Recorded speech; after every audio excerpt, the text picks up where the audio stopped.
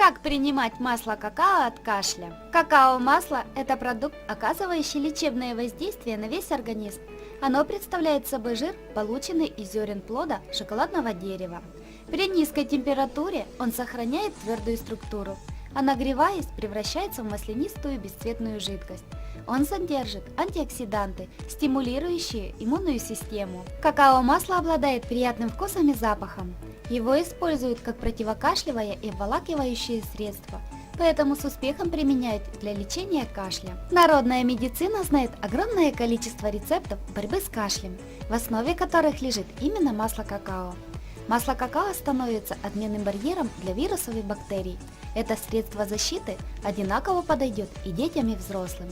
Чтобы быстро избавиться от кашля, детям и взрослым рекомендуется использовать следующий рецепт. В стакан коровьего молока положите пол чайной ложки масла. Далее смесь следует подогревать на водяной бане до тех пор, пока масло окончательно не растворится. Рекомендуется выпивать по 3 стакана данного средства в день при появлении первых признаков простуды и кашля. Поскольку напиток нужно употреблять горячим, он способствует не только избавлению от кашля, но и благотворно воздействует на весь организм в целом.